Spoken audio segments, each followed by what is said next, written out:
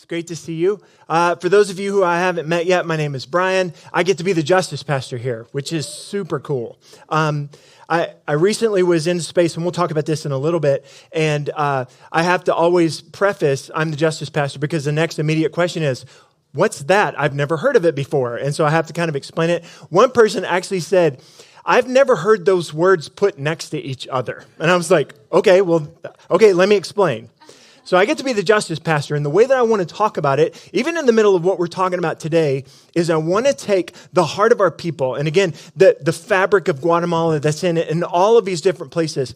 I want to take the heart that is in Oak House Church and connect it with God's heart for the vulnerable and the marginalized.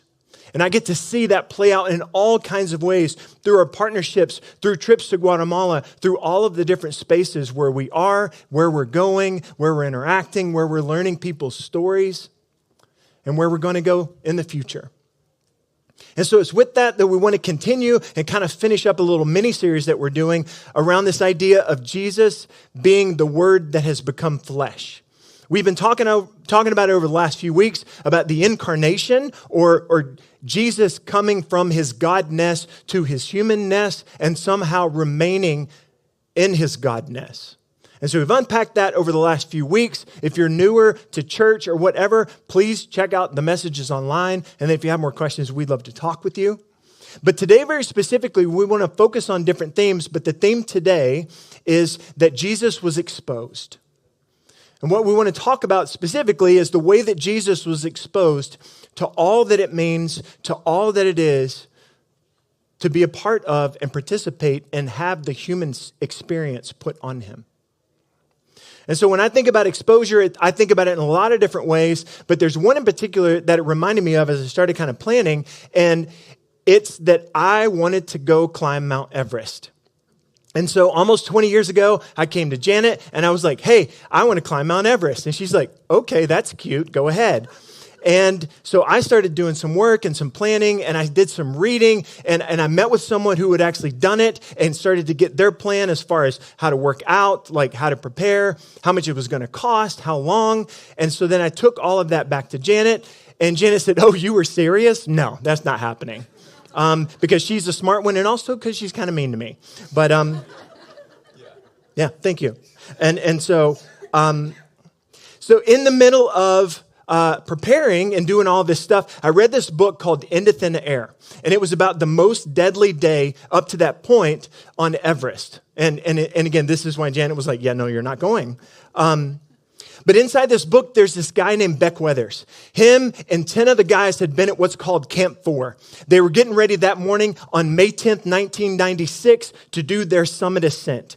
They had been prepping for this for literally months. They had been going up and down the mountain to actually build up a tolerance, to acclimate their body to everything that was going on. So they get to Camp 4, which is known as the death zone, because literally your body is just starting to deteriorate as soon as you get that high, and there's not enough oxygen.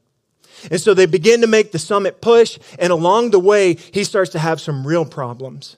And so they're trying to figure out what to do, and they decide, you're going to need to stop and see if you can gather yourself, and we're going to take the rest of the crew up and work on the summit. So he stops. While he's there, a massive storm comes up, over 100-mile-an-hour winds, 40 below zero, with a wind chill that was incredibly more than that. Blizzard conditions where you can't see anything. People scattered all over the mountain at this point trying to make summits, trying to do all of these different pieces. And so everybody is all over the place trying to figure out what's going on. And there are rescue teams now that are trying to go and get people back to Camp 4, to the safety of a tent, to be able to get oxygen so that they could continue to live. And people came up to Beck Weathers, who had sat down at some point and then had laid down at some point and had gone into a coma. 2 different crews come up to him to see if he's okay, and they just think he's dead, so they move on to try and find other survivors. He lays there for 18 hours in a coma, with 10 of those hours being hurricane-force winds, blizzard conditions, 40 below zero, and he wakes up.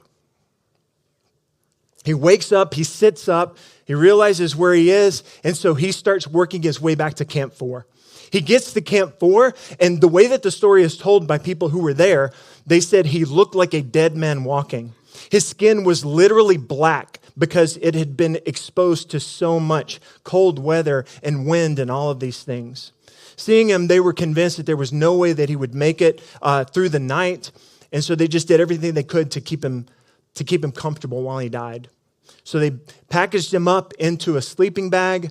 They made sure that he was okay. They put him in a tent by himself to die. The next morning, he walks out of the tent. Nobody can believe it, and they're like, oh my gosh, okay, if this is how this dude's going to roll, then we got to get him down the mountain and actually get him some help. So they usher him down to the mountain. When he gets to the bottom of the mountain, he gets medical care, and he begins the process of actually healing from everything that had happened. But in the process of the exposure of the cold and the wind and all of those things, he lost an arm just below the elbow. He lost every one of his fingers on his other hand, and he lost his nose. But because of the media exposure that he got from this harrowing tale of everything that had happened, he got a book deal, and he currently lives in Dallas as a motivational speaker. There are a lot of ways that we can be exposed. There's a lot of exposure that we have as humans in just the human condition. One way of exposure that is a good thing is the sun. Okay, so when we get sun exposure, we get vitamin D, which is something that we need to be able to function well and remain healthy. We get melatonin, which helps us with our circadian rhythm and helps us sleep well. There's a lot of immune pieces that get boosted whenever we're in the sun. And so sun exposure is a good thing up to a point. And we get this because it's like, hey, if you're exposed to the sun too much, you get a sunburn. Your eyes can start to fail if you're getting too much sun exposure. And also, if you're getting too much sun exposure, you can actually get cancer.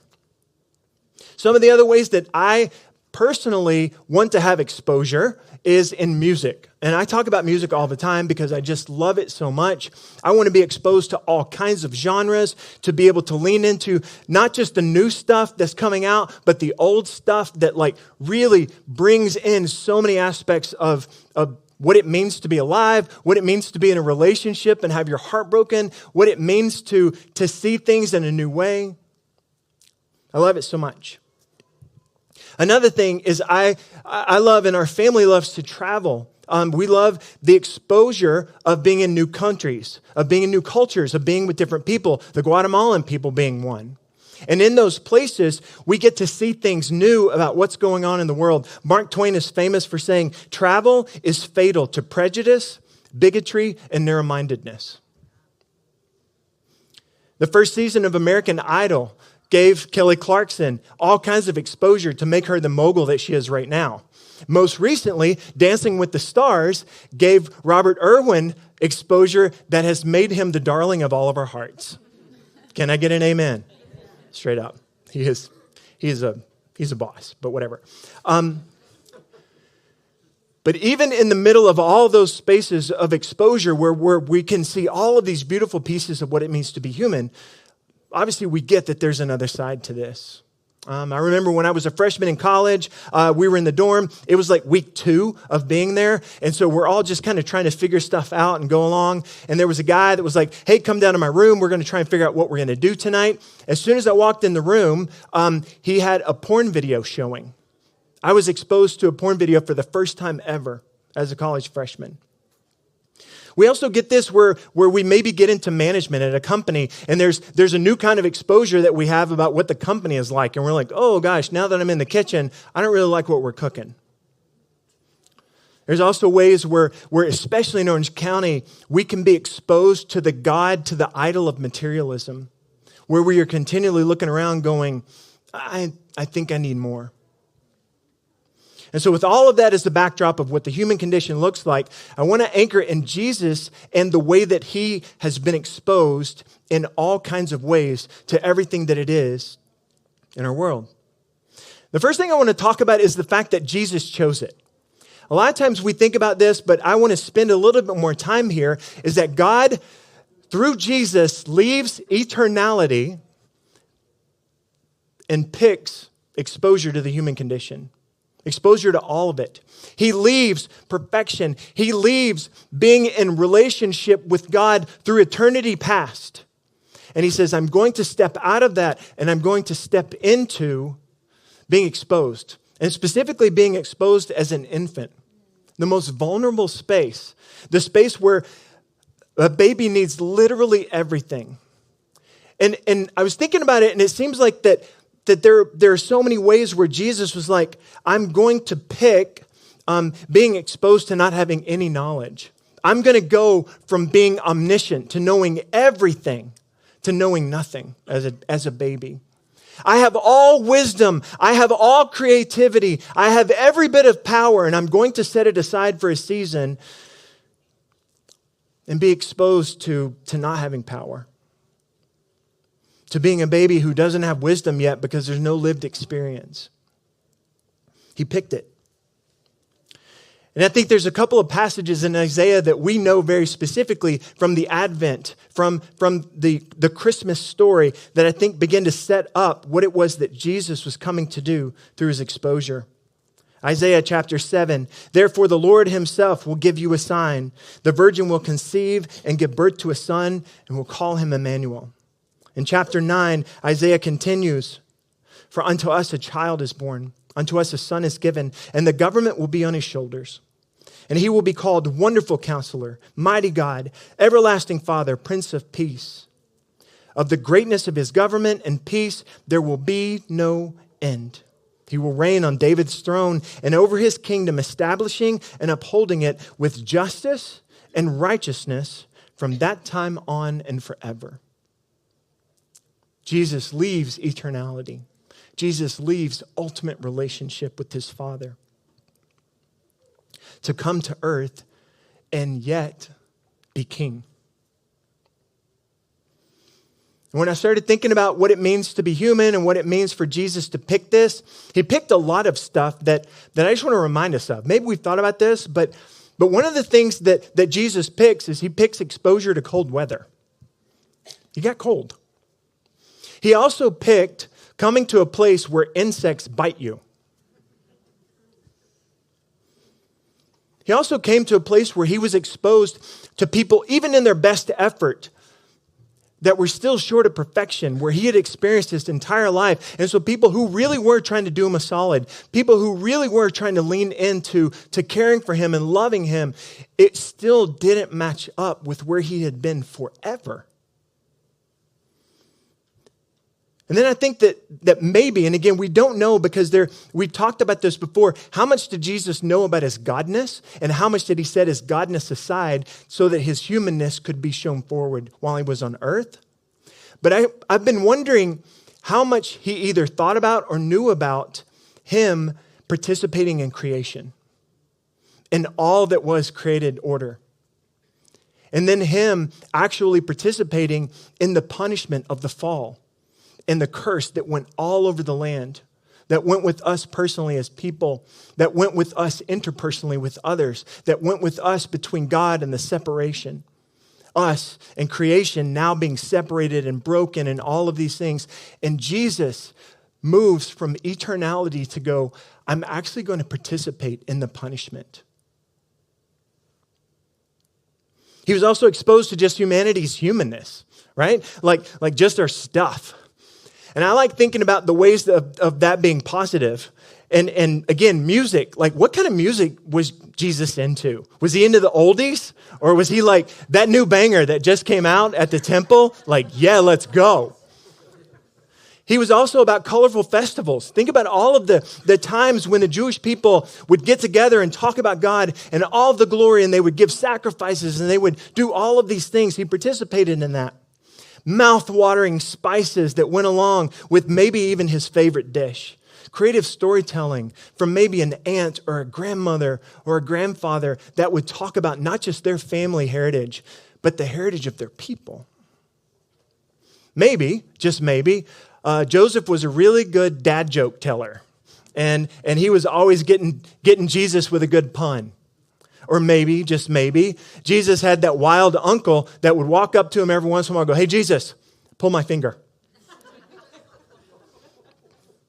Jesus experienced all of humanity's humanness. What was his favorite food? What was his favorite Christmas present? Trick question. What was his best dance move at his bar mitzvah? What made him laugh so hard that he cried? And yet we know that that wasn't all of humanity's humanness, that there is the other side of it as well. Jesus was exposed to death threats by the ruling government at the time that forced he and his family into refugee status. He was exposed to the pain and the hardship of poverty. He was exposed to the cruelty and lies of friends. And so I'm thinking about Jesus choosing exposure, and I want to bring it into the room and have us think about the exposure that we allow ourselves to be exposed to. What lately have you leaned into as far as, I need to know more about that, even if it's hard to see? I need to know more about that because I love it so much. I think that there are all these opportunities where we, because it's safe, because it's convenient for us to not look, that we don't. And Jesus, experiencing all of humanity's humanness, said, I'm not going to look away. I'm not going to look away from any of it. In fact, not only am I not just going to pay attention, I'm going to participate. I'm going to participate in the joy and in the pain. And a couple of weeks ago, I recently have gotten to participate and experience the joy and the pain in a different part of the world. So 2 Sundays ago, from right now, 2 weeks ago, this is where I was.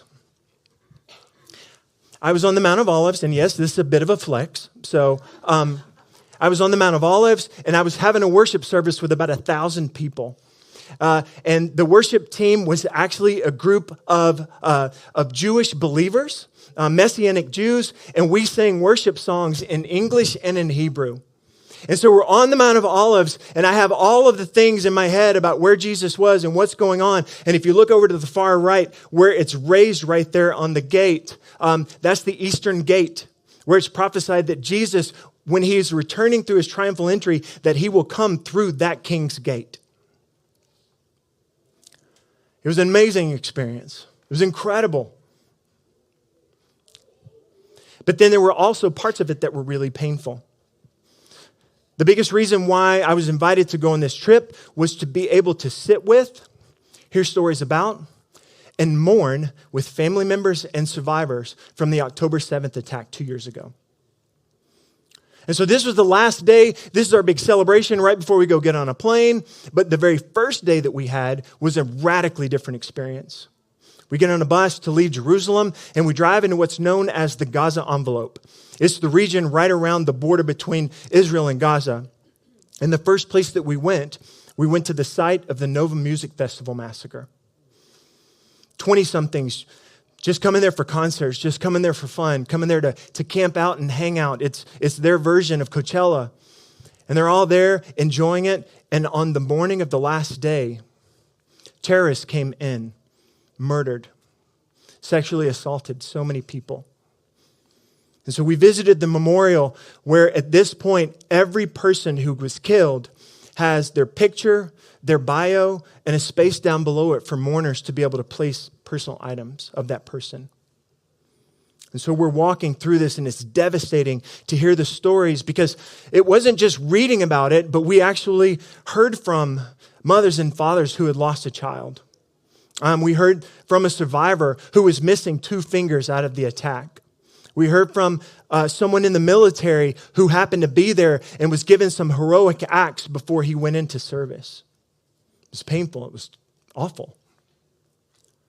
And a big reason why we were there was to go tell the story of what happened. So I was exposed to more than just a news article. I knew about what had happened. I've been sitting with my friend Kavod through it and talking to him about the anti-Semitism globally and then also personally here in Orange County. But to be there, to hear stories, to put faces and names and backgrounds was radically different. And so we leave the site of the Nova Music Festival tragedy and we go to what's called a kibbutz. Basically, this is a community where it's kind of extended families that all come together, and they are farmers. And so they have like basically a space where they all live, and then they farm the surrounding area. And so in this particular kibbutz, 400 people lived there. And we were met by a man whose dad, 83 years old, was taken hostage and put into the tunnels in Gaza and was later killed. And this man walked us to every home and told the stories. He knew everyone's name, and he always told us their name. He told us their name, he told us their history, and then he told about how many of them died. When they couldn't get into some of the homes, the terrorists would light the house on fire so that either they would have to die in their home or they would have to leave. The next picture is of the last home that we visited. So of a father and a mother, a set of twins, and a younger child, and all of them died in their home. Out of that kibbutz of 400 people, over 100 of them were either killed right there or taken hostage and killed later or later returned. The community is devastated. They're trying to figure out if they want to rebuild. They're trying to figure out what they want to do. And then to make it even more strange, more unsettling, more just confusing, as we're walking around this kibbutz, we're 2 miles from the Gaza border. And we can hear booms in the distance. And we finally realized that what that is it's the Israeli military shelling different parts of Gaza. And so as we're in this space where we are mourning the loss of life by terrorists and people who only had murder and terrible things on their mind, we're listening to shelling happen in Gaza where that day 5 people died. And there was a winter storm 1 week later where there was torrential rain, there was high winds. The winds blew away most of the people's tents where they were trying to take cover in Gaza. 3 more buildings collapsed and more people died because of the rain and because of everything that was going on. I was exposed to a lot. And part of the reason that I was invited was to be exposed and to be able to tell those stories. Jesus picked it. I didn't really know what I was getting into when I said yes to going on this trip. But when I got there, it was startling. And so part of what I feel like I get to do as the Justice Pastor is I get to be in proximity to these kind of events. On the bus ride home from that first day, we had about an hour in the bus on our way back to Jerusalem, and I'm trying to journal. And I didn't know what to write. I'm writing kind of stats about stuff that I heard, and then I just felt really overwhelmed with how do I tell the story outside of just how many people died or what happened here, what time it was. And I started to feel kind of lonely, and I started to feel in deep despair because what I started to articulate is that I get to be the Justice Pastor for our church, but what that often means is that I'm in proximity to injustice. And I was trying to wrestle with that going, how is it that I'm the Justice Pastor, but what that means is that I've got to get really near with hurting people, with really difficult stories, with all kinds of ways in which humanity is broken. And there were a couple things that stood out. One, I get to do it so that I can mourn with those who mourn. I get to do it so that I can actually develop the worship of lament. And I also get to do it so that I can go, this is all the things that I've been exposed to, Oak House. I'll give you a little bit of the exposure, but I want us to do something about it. And then we try to build bridges. We try to figure this stuff out. And there was this means of grace that I felt come over me at one point where I was like, the despair got removed, and I felt really honored to sit in the chair that I get to sit in.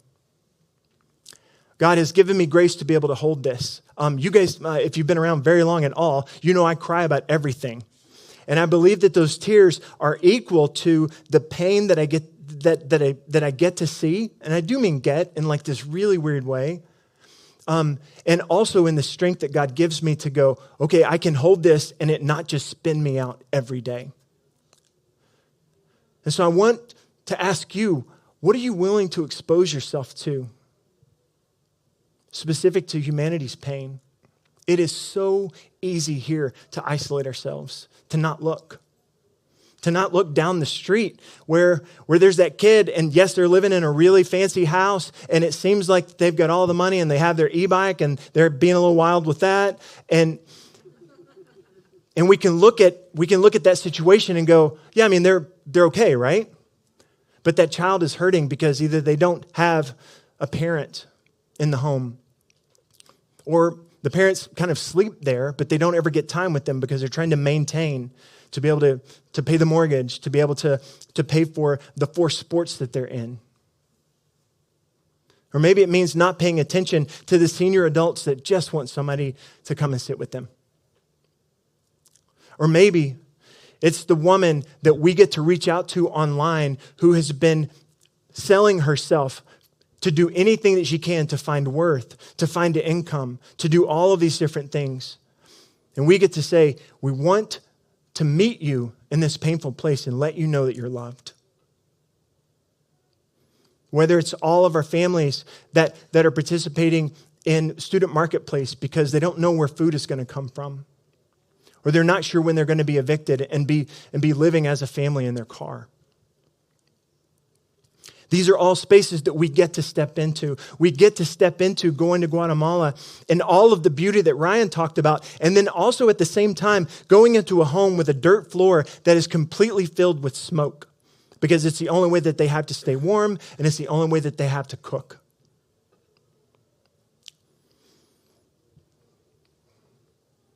Jesus picked it. But then he kept picking it.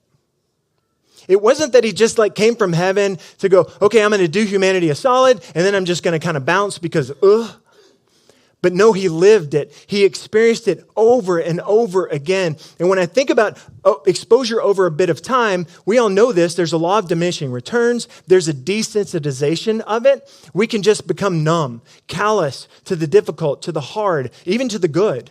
When was the last time you were stoked that you lived next to the ocean? Okay?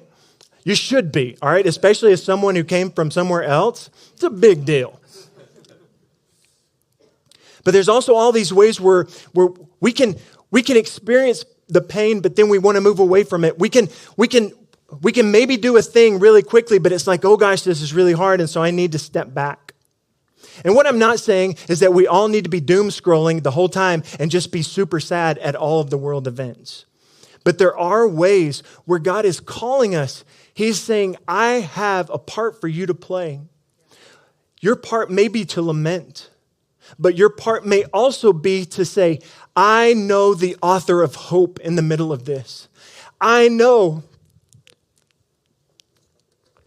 I didn't cry first service. I almost made it. I know the one who's made this right. I know the one who wants to make it right in your life, if not right now, when kingdom come. Jesus didn't just pick it once, he kept picking it in the middle of pain, of grief, of all of these things. And it wasn't just that he picked it and he remained callous and he was like, I'm just going to grit through this. But every time that he encounters pain, every time that he encounters all of these different spaces with humans, he chooses compassion. He chooses hope. He chooses healing. He chooses salvation. He chose us. He chose everyone in the middle of our pain, in the middle of all of our junk, in the middle of all of our beauty. He says, I'm choosing it again. I want to finish with kind of a global perspective of the cross. And so, hey, Merry Christmas, everybody. There are ways that we think about the cross, specifically in Western culture, that we highlight, right? But there are other places around the world where different aspects of the cross are highlighted. It's not that one is better than the other, but what it does is it really rounds out how we think about what Jesus did on the cross, specifically with how he was exposed. So the first one is kind of the Western one that we have. It's this idea of a debt to pay. Jesus exposed himself to the wrath of God. And we talk about this a lot, that he drank the cup of wrath on our behalf. There was sin that needed payment. We could not make that payment because we are not perfect people. Jesus came. He chose to live a perfect life in the middle of everything that's going on and to be a perfect sacrifice so that the debt could be paid. Another one is the Eastern idea of the cross. And it really centers around this idea of restoration of honor. Jesus was exposed to shame.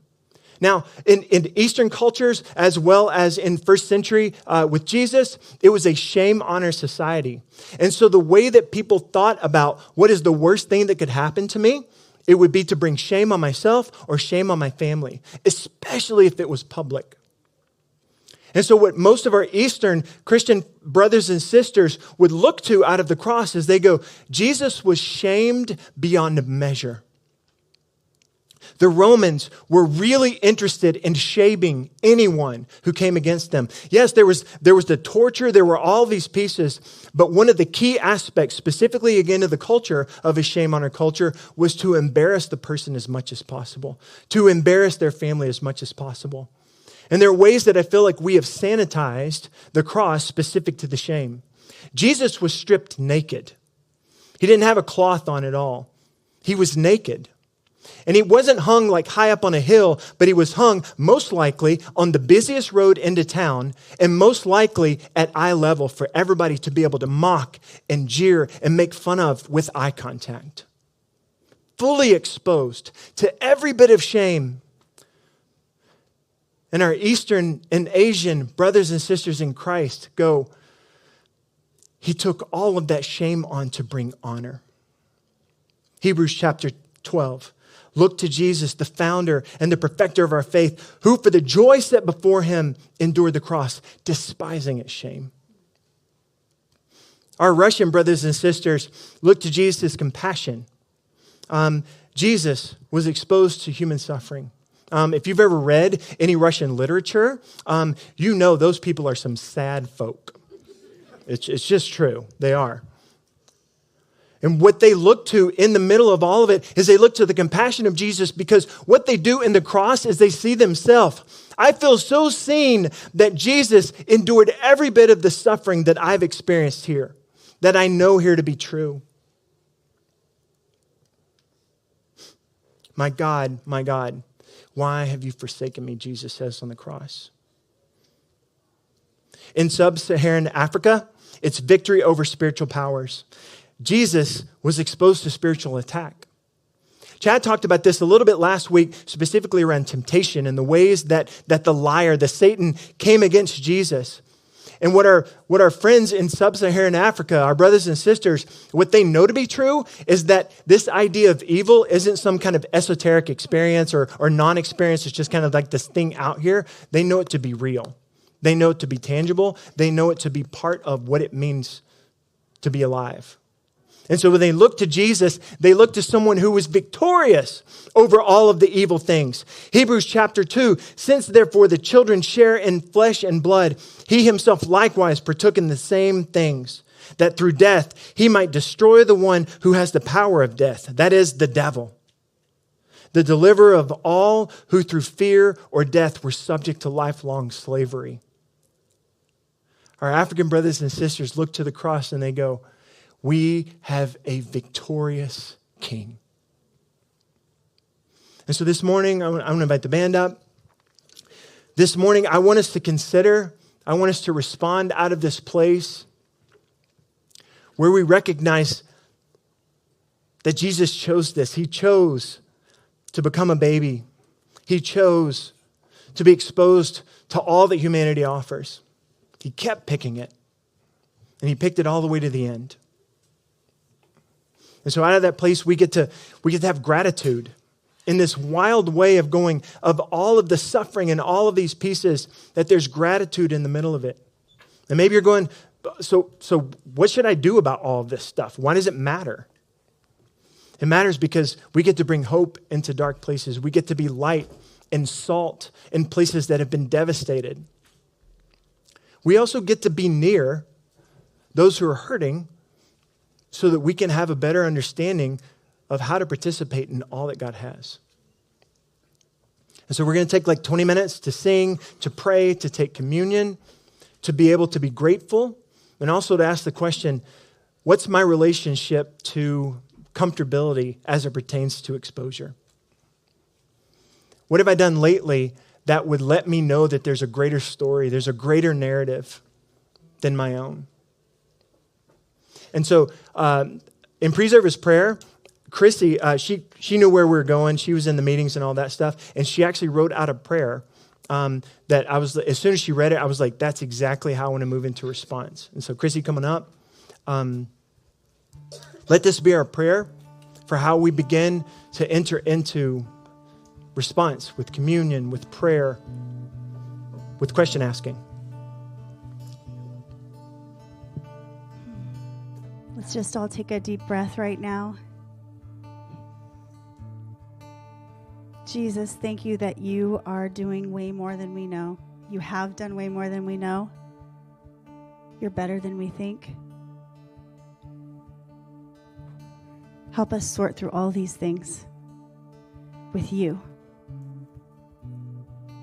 And I want to pray prophetically over us of who he's called us to be.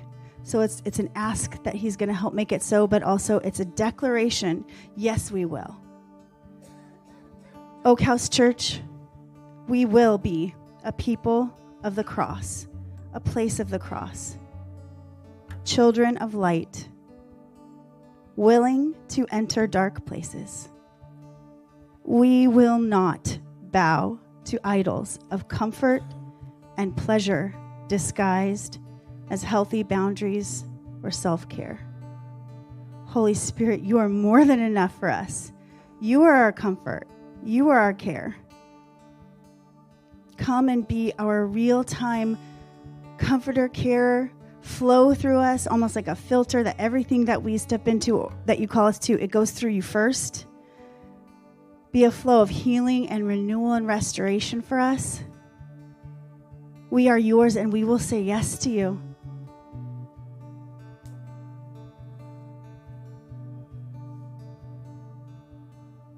I want to invite us all to just engage in this time. Either just ask him, bring yourself to him and say, I need your help. Come, there'll be prayer team on the side. Sing. There's elements on either side of me. Cracker and juice. You can dip the cracker in the juice or take the cup with you and have it at any time. And if you're not a follower or believer of Jesus, today could be your day. So while that's happening, come talk to someone on the prayer team or someone with a tag on. We'd love to pray with you. Let's worship him. Lord Jesus, come help us worship you well.